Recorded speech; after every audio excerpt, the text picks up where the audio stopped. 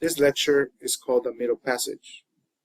This lecture could also be called the slave trade or the Atlantic slave trade, and it deals with the process that African slaves went through in this horrible system. It's important to mention that there is a population of Afro-Latinos and also Afro-Mexicans in the population that we are studying in this class. Afro-Mexicans, or in this case, Afro-Mexicans in Chicano studies, I would say there is different places in which this population was introduced into the whole population that we're studying. So the first time that Black or African people entered this history would be in the 1500s when Coronado, Cabeza de Vaca, and an African Spaniard by the name of Esteban or Estebanico explored various parts of what is today the United States. Another place where Afro-Latinos or Afro-Mexicans entered this history would be through the Atlantic slave trade, which is what I'm going to be talking about today. This is something that happens between 1650 and 1860. Another place that this is also happening in this history is in the period, the early 1800s, maybe closer to 1820s, 1830s, when hundreds of slaves from the United States escaped through Texas into Mexico after Mexico ended slavery in 1829, meaning that when African slaves from the United States got into Mexico, in many cases, or in most cases, the Mexican authorities, army, and government would protect them. And you do have some readings about this. Afro-Latinos contributed and are present in many different countries in the Americas, in the Caribbean, and in Mexico. And they have had different roles in different historical periods of history. In this class, you are going to have a reading that talks about the role of Afro-Mexicans in Mexican independence. You are also going to have a reading about Black people that go through, or Black slaves that escape from the United States through Texas, and the whole process of that. I call this the Mexican Underground Railroad. So it's important to mention this population in Mexico.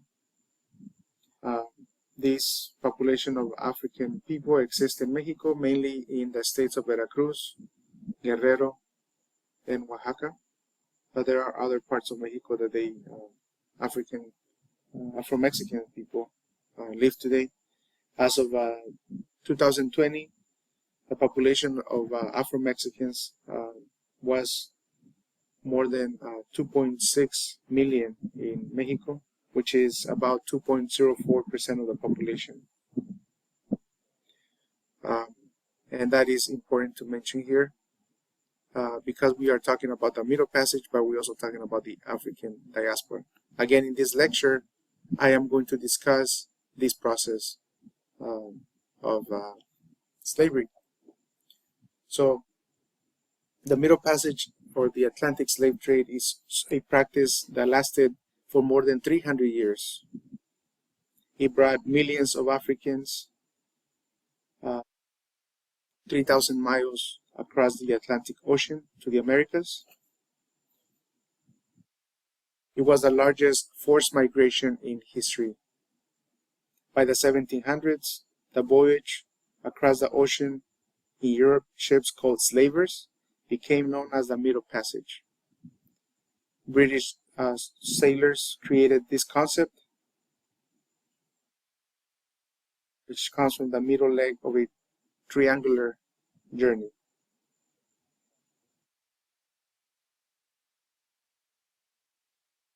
So let's begin this lecture on the Middle Passage.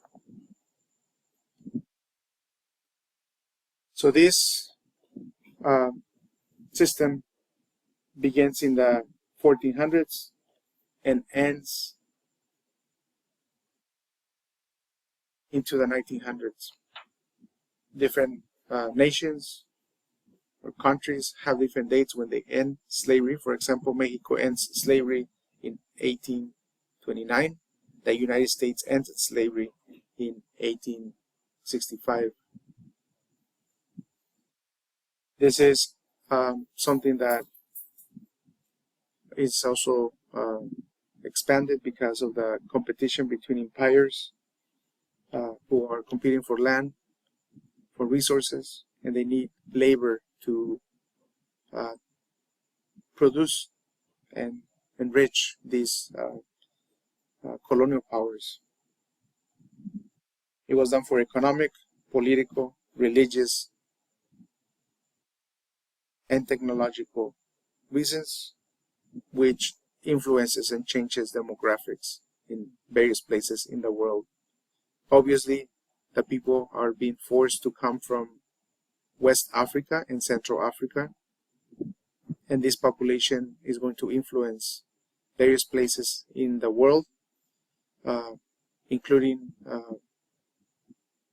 Brazil, where many of these black slaves end up, and much of the Caribbean, where they also are brought in big numbers. The nations or colonial powers that participate in this horrific system was Portugal, Spain, the Netherlands, France, England, among other nations that explored, conquered, killed, converted, colonized, and enslaved entire populations of people in Africa, Asia, and the Americas.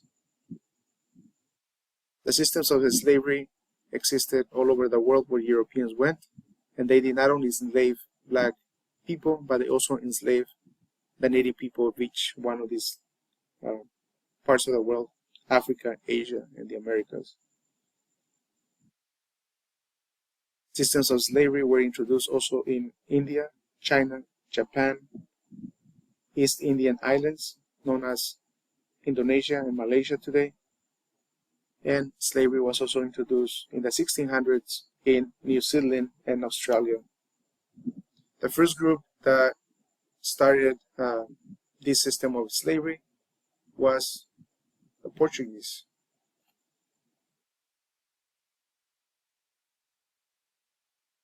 The Portuguese begins in engaging in this slave trade, going into West Africa, looking for Christian allies to fight versus the Muslims of North Africa. They are traveling also to spread Christianity, and from this they end up establishing trade with African kingdoms. These African kingdoms already have systems of slavery between each other, and the Portuguese are able to bank on this and benefit from that. After the Portuguese, the Spanish, the Dutch, the English or British, and French follow suit of the Portuguese. In 1487, Cape of Good Hope is established by explorer Bartolomeu Diaz from Portugal. this is one place that is established, and there would be Cape of Good Hope is a port that is established in what today is known as South Africa, the nation, near today Cape Town, South Africa. And this is a halfway point for the Portuguese as they travel around the continent of Africa. In 1497, Vasco da Gama follows the footsteps of Diaz and explores East Africa and the Arabian Sea for the Portuguese. He is able to establish commercial routes all the way to India that would benefit the Portuguese. After this, the Spanish in 1492 are motivated to compete against the Portuguese, and the Spanish monarchy decides to finance Christopher Columbus to go west. The idea is that Christopher Columbus is going to be able to sail west and reach in the India or Japan. Some indicated that Columbus and his soldiers were meant to die. The Spanish crown was aware of this. And there are some theories in history that say that actually the crown didn't expect Columbus to be successful, and they wanted to get rid of prisoners that were in those ships and also get rid of the soldiers that were expensive to maintain or to pay.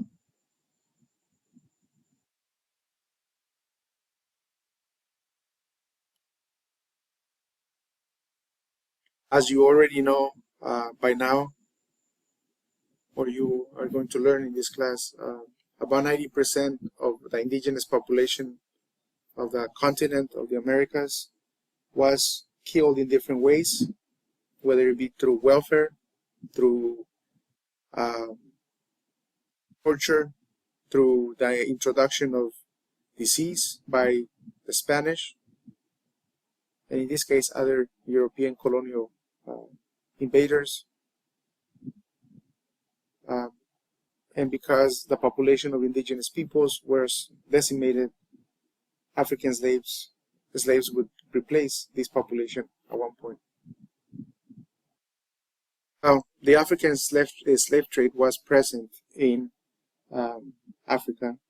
This was known as the Trans-Saharan slave trade, and this existed between the year 900 to the 1400s of our current time.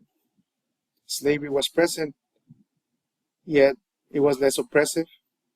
West African slaves raided and traded to work as servants or to become concubines.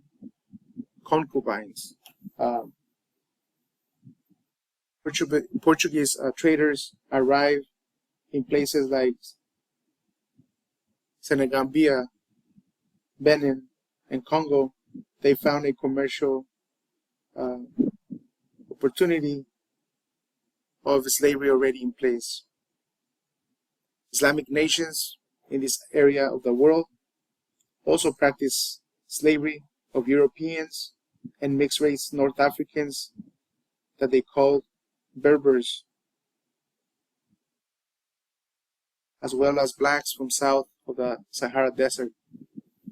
Arab merchants and West African kings imported white slaves from Europe. Islamic slave trade was conducted by the Sudanese people by horse. They would capture people from the forest region, would not resist. Women and children were taken mainly to live as concubines and for domestic service in North Africa and Southwest Asia, as opposed to the Atlantic slave trade that was being created.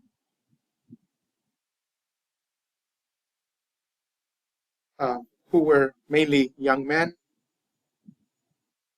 taken to the Americas to work in mainly agricultural labor. A few of these young men were also taken from Africa to Europe. Gold was used as a currency to pay for these slaves at this time. To historian Ronald Oliver, it was not until the 1600s that the Atlantic slave trade reached the same proportions of the trans-Saharan slave trade. So the Atlantic slave trade begins in the 1400s, but it is not until the 1600s that it increases to very alarming and noticeable numbers. So the origins of the slave trade, or the connection between the slave trade to European nations or colonial powers, has to do with the explorations and the so-called discovery of territories all over the world by Europeans. These things go hand in hand, because when Europeans discover new land, they need to populate this land, they need to exploit the resources of this land, and they need a labor force that can be efficient. Especially in the Americas, where there is an increase of demand for slaves to replace the native populations that have been decimated by Europeans, again through war, through the introduction of disease, and much more. As early as 1502, the first African slaves ended up in the Caribbean, also known as the West Indies at that time, or Hispaniola, which is today Haiti and the Dominican Republic.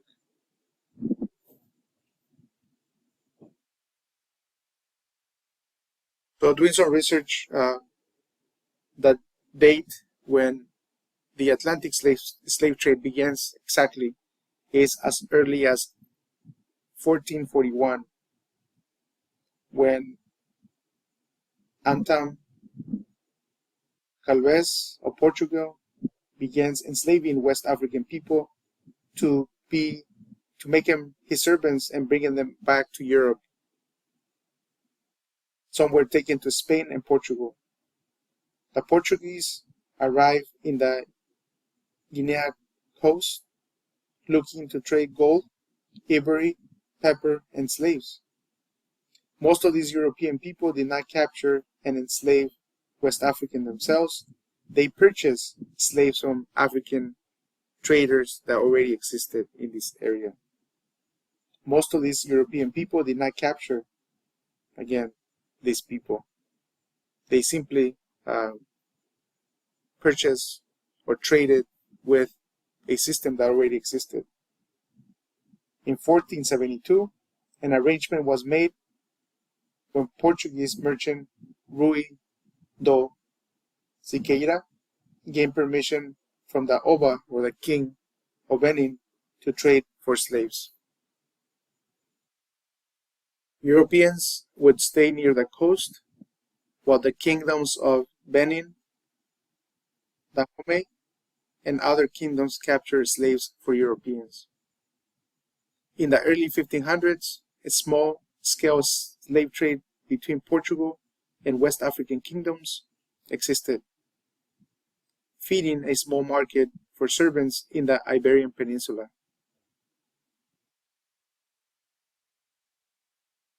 Ethnic welfare in the 1500s increased the availability of slaves. The rest of the 1500s, further explorations and establishments of gold and silver mines by the Spanish, as well as sugar plantations, require a large labor force. And later on, when the British began colonizing places like Virginia in 1607, and they learned about tobacco, which is called yellow gold, not yellow gold, brown gold, they need a labor force to take care of that tobacco, and for sugarcane plantations in the Caribbean.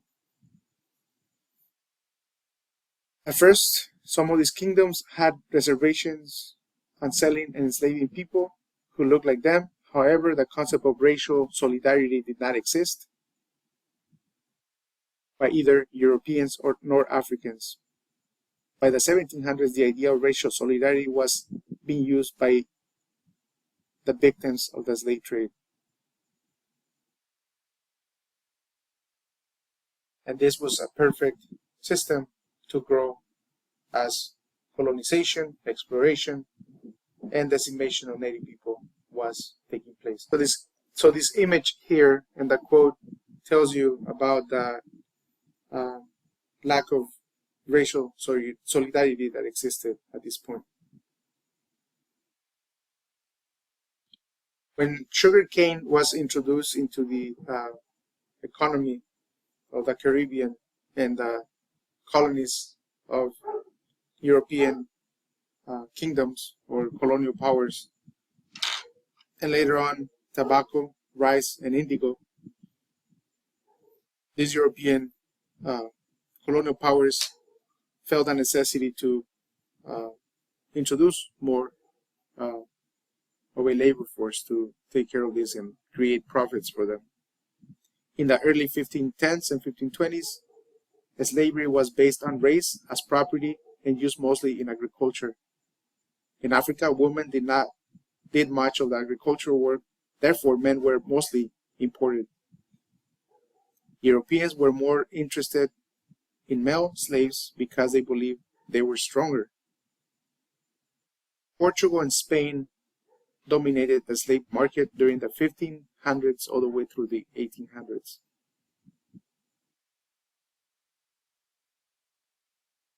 (2,000) Africans were shipped per year, especially after the 1600s, to the American colonies.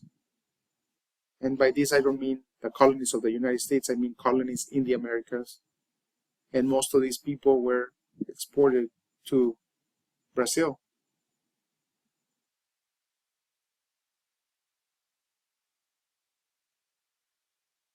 $6.5 million people went to Portuguese colonies and 11.3 million went to Spanish colonies. By the 1550s, the Dutch, the English, and the French got involved in this trade more actively. By the 1600s, the Portuguese gets pushed out of Africa by the Dutch, and the Dutch replaces the Portuguese as the main slave trading nation. In the Americas, these powers fight for land to colonize and want to make their own economies stronger. The Spanish, for a very long time, controlled the Caribbean and the slave trade, which they called the asiento. And this is how the Caribbean becomes a place of conflict between all of these colonial powers, because this is a route where all these slaves are coming in, plus much of the resources that are being sacked from these colonies that is being produced.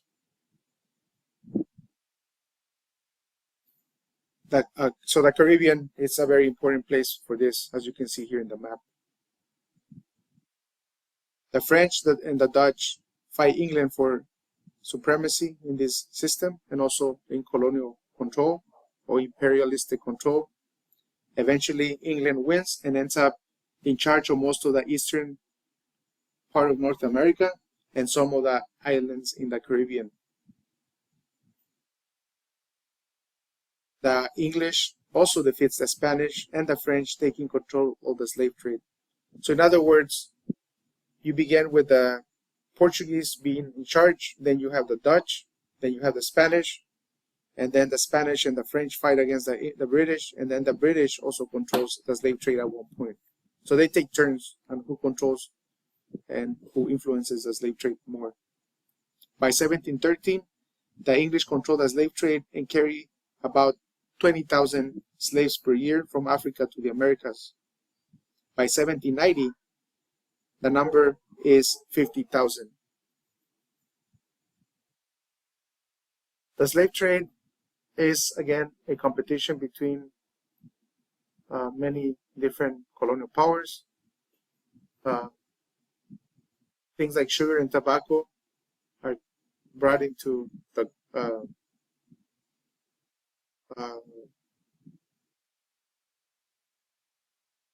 origins of these colonies, and slaves are brought into the colonies.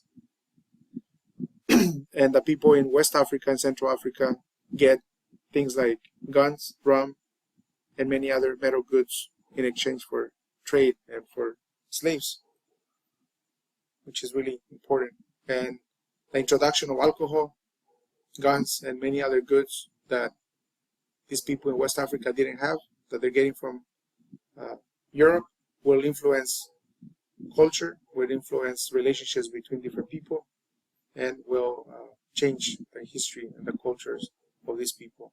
Something similar happens also to Native American people when they trade with Europeans, and guns and knives and other things are introduced, and these things will make a difference and will change the relationships between Native people. And also when Native people are killing animals because they are getting all of these things from Europeans, and decimating animal populations because of this. So one thing that is important to keep in mind is that what helps the explosion or the expansion of the Atlantic slave trade is, one, the political conflict that happens between African kingdoms in West and Central Africa. Two, the era of exploration. And three, European colonialism. And I would add one more, and that would be the decimation of Native American populations when they come into contact with Europeans, which means that there has to be a replacement of that population, or those populations, by African people. And in Africa, West Africa, where these conflicts are happening between different West African kingdoms, many of these aggressors are being provided weapons like guns and knives and other things by Europeans, which have a huge impact and change the dynamics and the balance of power in these between these West African kingdoms. Conquered or defeated peoples would become slaves. Other times, it was raiding parties who captured families and individuals not protected, or when they were not part of a community. This gave an expansion to the slave trade, going inland more and more. So at the beginning, everything starts at the coast, but eventually, because there's a need for slaves, it expands inland more and more. Captives would have to walk hundreds of miles to the coast. They suffer hunger, starvation, and exhaustion. Other times, captives committed suicide. What you're looking out here is called a factory. This is the first Portuguese factory located at Elmina on the Guinea coast. This place was founded in 1481. Eventually, as I told you already, the Dutch take control of many of these Portuguese factories, which is where they keep slaves before they load them on ships. Okay. These are fortified structures at the coastal areas of West Africa, where slaves are kept captive. They are kept here for weeks or months, as well as dungeons or outdoor holding pens for captives to punish them if they're not complying to the orders of their slavers. Slave traders separated people who knew each other by tribe or by family connections, or they spoke the same language, to prevent communication and to prevent rebellions. People were stripped naked and inspected for disease and physical defects before they were put in different groupings. Those in good health would be branded and loaded into ships faster than the others. Long canoes were brought, and then from those long canoes, these slaves would be put into bigger ships. And they would be put into these ships across the ocean in a trip that they had never experienced before.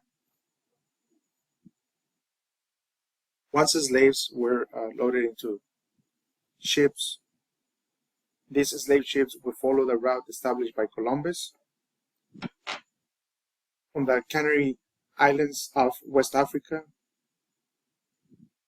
to unload on different islands in the Caribbean, depending on who controlled these islands. Some islands would be controlled by the Spanish, others would be controlled by the Dutch, by the French, by the British, and so on and so forth.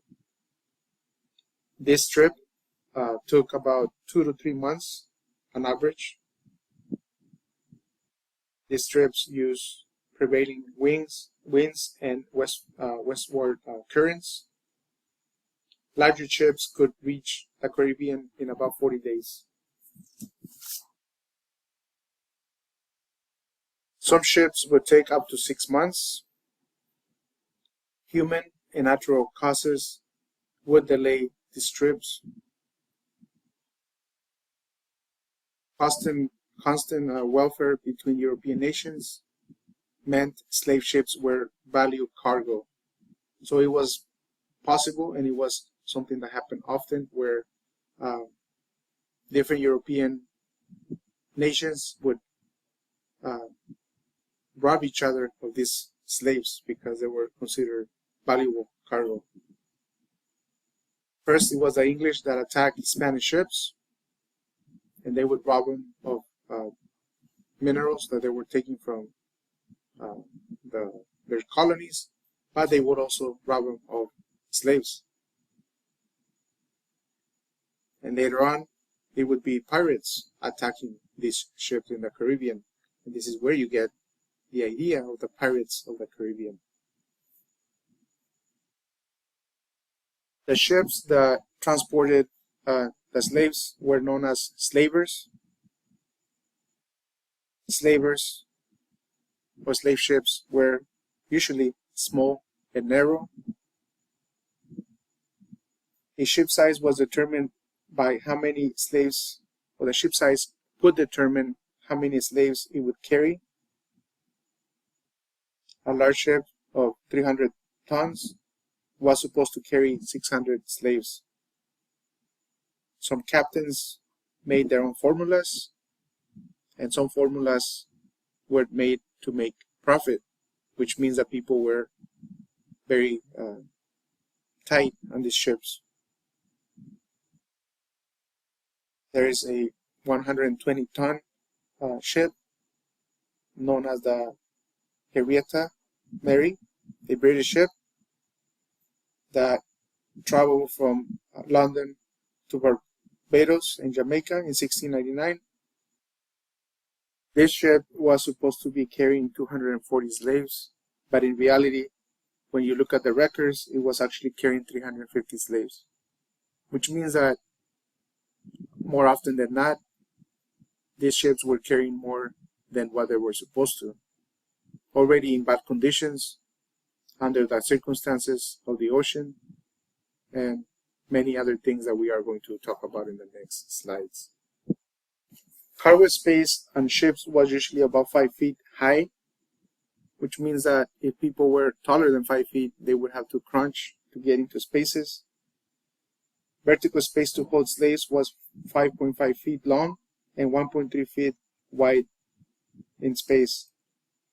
Males were chained by twos to prevent rebellion, separated from women and children. Constantly, human and cargo shifted and pushed each other because of the movement of the ocean. During storms, slaves were neglected, not fed, not cleaned up, or the spaces where the slaves were not cleaned up. They tended to get sick or die. Mortality rates on ships were high because overcrowding and unsanitary conditions. Between 1715 and 1775, slave deaths on French ships averaged about 50%, at one point up to 34%. By the end of the 1700s, it went down to 5%. One-third of all slaves died from the time of capture to their embarkation on the ship, and one-third died during the Middle Passage or during seasoning at the Caribbean islands. And I'll talk about what seasoning means exactly, a word that many people use today without thinking about where this word comes from. The number of deaths of slavers' crews was proportionally the same, if not higher, than that of the slaves. So in this slide, I have a story of a captain from England who is one of the authors of one of the most amazing and beautiful songs in the Christian religion, the song Amazing Grace. The name of this captain is John Newton. This was an Anglican clergyman and former slave ship master. Influenced many young evangelical Christians. At the age of 11, John Newton was at sea with his father. In his early 20s, he was going to become a slave master in a plantation in Jamaica. Instead, he decides to do naval service. Eventually, he ends up in Sierra Leone and returns to England and becomes a slave trader in 1750. In his writings, he shares that he was reading or he read verses of the Bible to his crew and prohibited swearing on the ship because he was a good Christian. Yet he was involved and mistreated slaves. By his 30s, he gets sick and he gets a change of heart and becomes a preacher and becomes a really good Christian and ends up collaborating with William Cowper to compose the famous song Amazing Grace. Again, this is some of the contradictions of the early years of Christianity with evangelical Christians who believe in God, don't swear, use the Bible, but at the same time, they contradict themselves, participating in slavery. This next slide is about the provisions that were on these ships. So slave ships left European ports and factories with food supplies for their crews, and the crews of these ships oftentimes ate beans, cheese, beef, flour, and rum. They drink rum. At the Guinea coast in West Africa, captains bought pepper, palm, lemons, limes, jams, plantains, and coconuts for the slaves. Meat and fish were a luxury only reserved for those on top of the food chain of command. Oftentimes, slaves were fed if there was no complications or weather issues twice per day in shifts. They would have a system in which they would make sure that not everybody was out at the same time. So vegetable pulps, stew, and the stew was distributed to slaves on buckets. And if the weather was good, they would have this food on the deck. If not, they would have it below deck.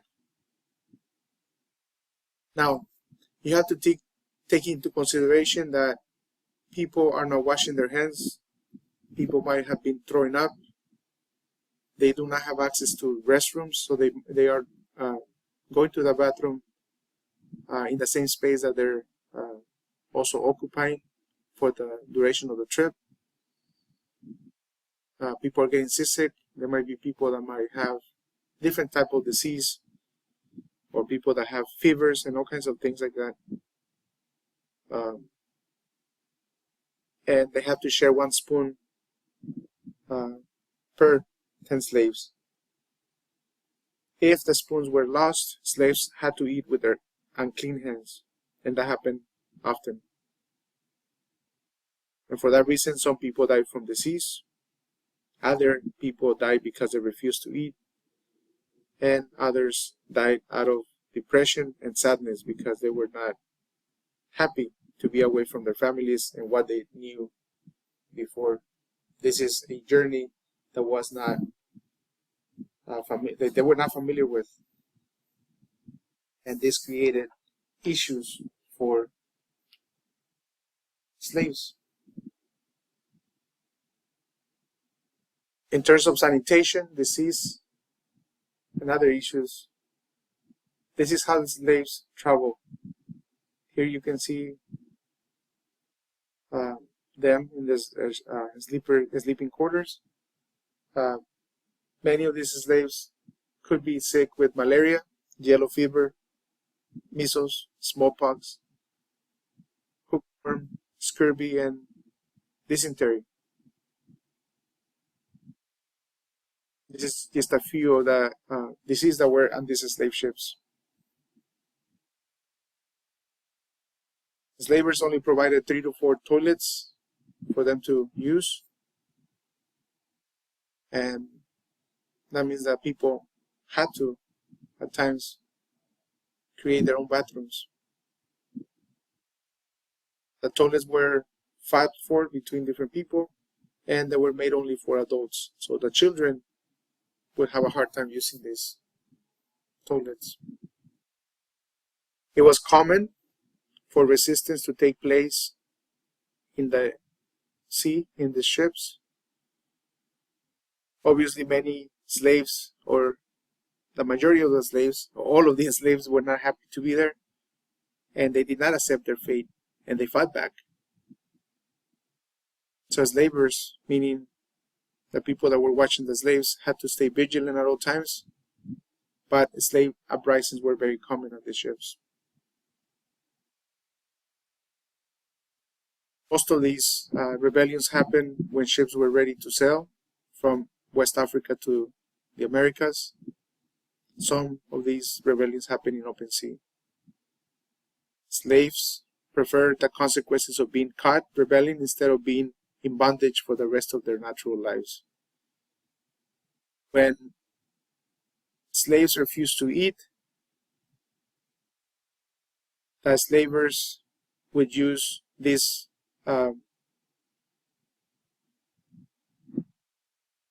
thing that you see here in the middle of the picture at the bottom, which is a artifact that is used to open somebody's mouth by force and force them to eat when they do not want to. So captains try to find ways to prevent slaves from committing suicide and throwing themselves in the ocean. So they put nets on some of these ships so that the slaves wouldn't be able to commit suicide and throw themselves in the ocean.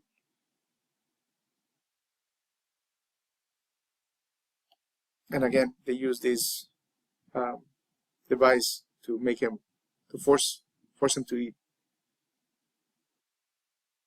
Or they use hot coals to do that. Obviously, the mortality rates on the ships were high. The main causes of death was epidemic disease that was spread in the ships, inadequate means of preserving food, contaminated water, and overcrowding of slaves and everything that came with that.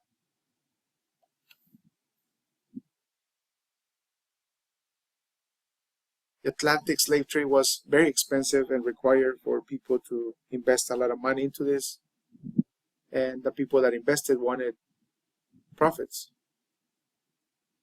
it cost a lot of money to run these whole operations. The idea was to carry as many slaves as possible and deliver them healthy to increase the profits. For both Europeans and African people, they saw each other as cultural strangers. They didn't know each other, and this is the only contact that they had with each other.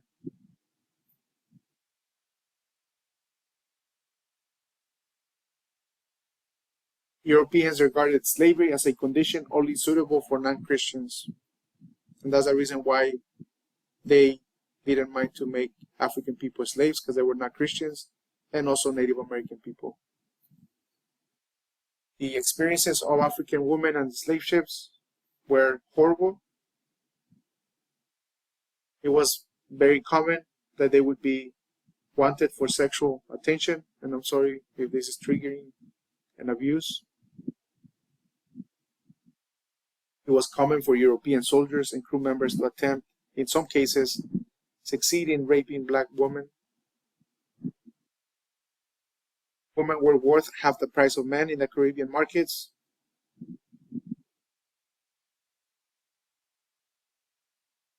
Also,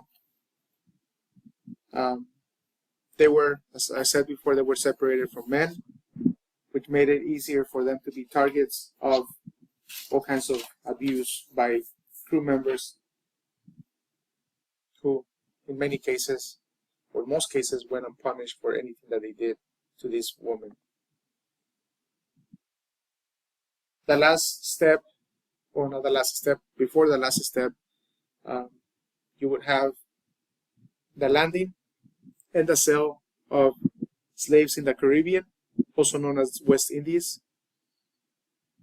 Before landing slaves, the slaves would be shaved, washed with fresh water, and would be forced to exercise.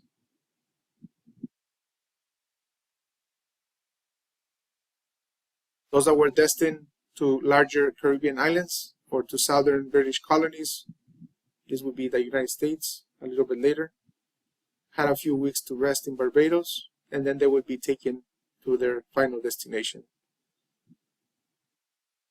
Most French slave traders rested their slaves at Martinique. Other places where they landed would be Barbados, St. Kitts, or Antigua. In what would become the United States, at this point the British Islands, they would be taken to, the slaves would be taken to Charleston, Williamsport, or Baltimore. This would be a final destination for British owned slaves. The next step is that for a year or two, slaves would be in a process called seasoning. And this is a process in which slaves are acculturated.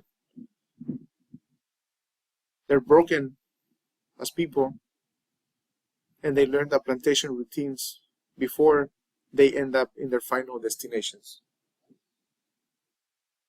This is where they also check that they know commands in any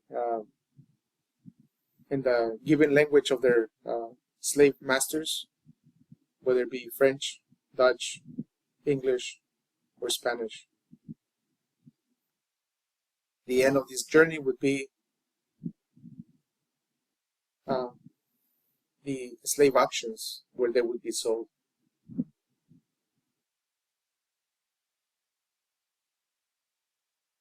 In 1807, the British Parliament ends or abolishes the slave trade in the British possessions.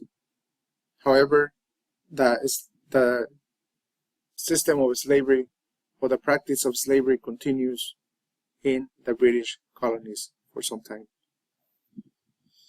in what would become the United States until 1865. And this marks the end of this lecture. I hope that you enjoyed it, and I will see you in the next lecture. This is the end of the Atlantic slave trade, so that we can understand the African diaspora into the Americas. Thank you.